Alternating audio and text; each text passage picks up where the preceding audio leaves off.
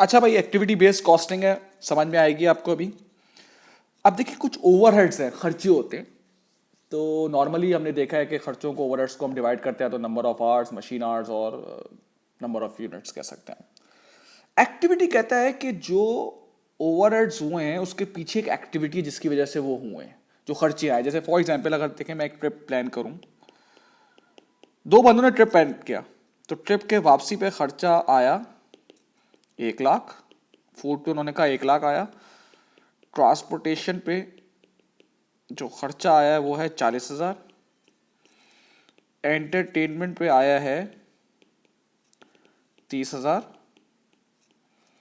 और उन्होंने मूवीज वगैरह देखी हैं सिनेमा में जाके तो उस पर खर्चा आया 10,000। जस्टिन, हाँ ठीक है।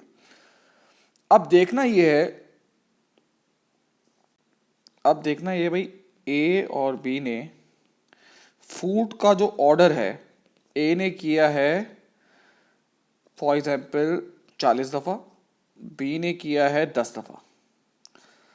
फूड का जो ऑर्डर है वो ए ने किया है 40 दफ़ा और बी ने किया 10 दफ़ा। अगर मैं आपसे बोलूं कि यार फूड की कॉस्ट को दोनों इक्वल बांटते हैं, तो बी खुश होगा क्या? नहीं भाई, बी कहेगा यार मैंने तो 10 दफ़ा खाया है। ये मैं सिर्फ समझा रहा हूं कि इस कॉस्टिंग की जरूरत क्यों पड़ी। आप कहेंगे यार ठीक तो कह रहे।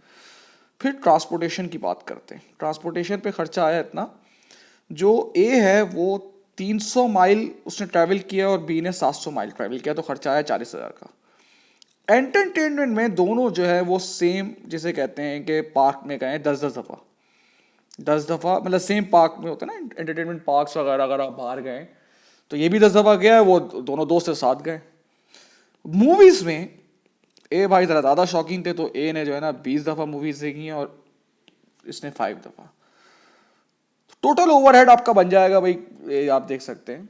अब देखना ये है कि ए पे कितना खर्चा आया और बी पे कितना खर्चा आया, ये देखना है हमें। मैं फिर आपसे कहता हूँ, अगर हम ये खर्चे को टोटल करके कितना आ रहा है, 140, 150, 180, अगर हम 180 को दोनों पे इक्वली डिवाइड कर दें तो ये सही रहेगा। आप कहोगे नहीं यार ये तो सही नहीं रहेगा।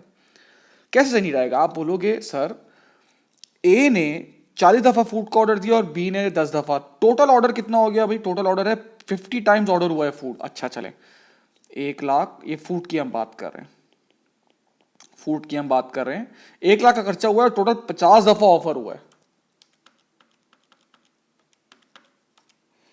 इसका मतलब है हर खाने पे 2,000 रुपए का खर्चा आता है। ये आप देख सकते हैं, एक उसने एक लमसम अमाउंट बना दी है, ठीक है, अंदाजे के मुताबिक। अब इसमें भी ज्यादा उसमें डिटेल में जाने की जरूरत नहीं है फिलहाल। तो इसका मतलब है ए ने कितनी दफा खाना खाया है? ए ने 40 दफा खाया है, तो इसका बिल होना चाहिए 80,000, और बी का 10, इसका होना चाहिए 20,000। सही है ना? खाना एक ही मेन्यू था, एक ही सब था, आप समझ लें एक ही है चीज। ये नहीं कि उसने ज्यादा मंगा लिया, नहीं, एक ही दफा, ये हर दफा खाने की कॉस्ट इतनी आती है। अब आई ट्रांसपोर्टेशन की कॉस्ट। ट्रांसपोर्टेशन की कॉस्ट आ रही है 40,000, और ये दोनों मिला के कितने माइल चले? 1,000।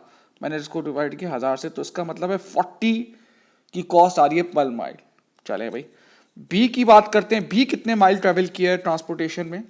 ये माइल्स हैं 300 माइल्स, और पर उसकी कॉस्ट थी 40, तो ये आई थिंक 12,000 आ रहा है। और बी की जो है वो कितनी है ट्रांसपोर्टेशन, उसने की है 700, और ये 28,000 आ रहा है। अब देखो, अगर आप इक्वली करते तो 20-20,000 होता, लेकिन अगर इक्वली नहीं कर रहे तो देखो कितना फर्क आ रहा है कॉस्ट में।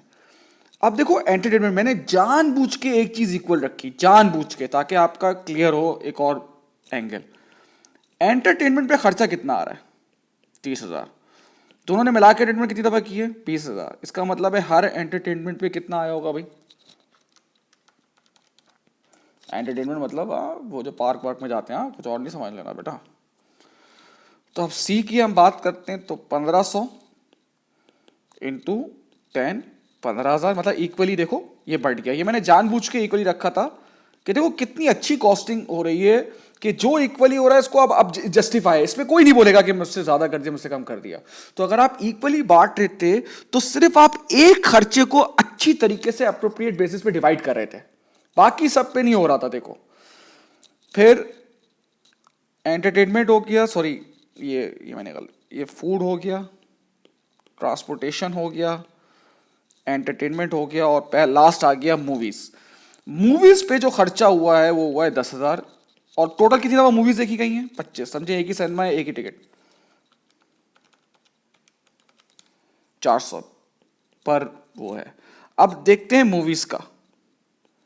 ए ने कितनी दफा मूवीज देखी है भाई? 20 दफा। बड़ी जबरदस्त बात है भाई, ये है 8,000। और बी ने कितनी दफा देखी है? 5 दफा,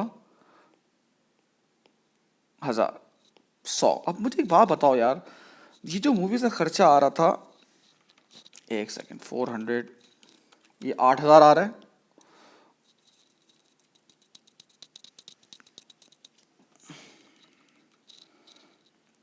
और ये इसने कितनी दफा देखी है? 5, और वो है 400, 2,000 आ रहा है। मुझे एक बात बताओ, अगर इसको आप इक्वली डिवाइड कर रहे थे तो सही होता? नहीं। और यही एक्टिविटी बेस्ड कॉस्टिंग है। वो कहता है कि जितने भी खर्चे हुए हैं, ओवरहेड्स हुए हैं, उसका एक कॉस्ट ड्राइवर है जिसकी वजह से वो एक्टिविटी कम या ज़्यादा होती है। इसका मतलब क्या है? देखो मेरी बात सुनो, अगर ये फूड कम ऑर्डर करता, ये 12 दफा करता, ये 6 दफा करता, तो क्या फूड की कॉस्ट पे कमी आती? बिल्कुल आती। तो इसका मतलब है वो उसका कॉस्ट ड्राइवर होता है जिसकी वजह से कॉस्ट ऊपर नीचे होती है। मूवीज का खर्चा 10 है, 10,000 है। अगर ये मूवीज ये कम देखता, दोनों कम देखते इससे, तो क्या मूवीज के खर्चे पे कमी आती? बिल्कुल आती। ये उसके कॉस्ट ड्राइवर होते हैं जिसकी वजह से कॉस्ट ऊपर नीचे आ रही होती है। तो ये अब देखें, टोटल कर लेंगे, टोटल ओवरहेड्स आ जाएंगे उसके। ये है मेन कॉन्सेप्ट अभी एबीसी कॉस्टिंग का। ठीक है भाई, थैंक यू।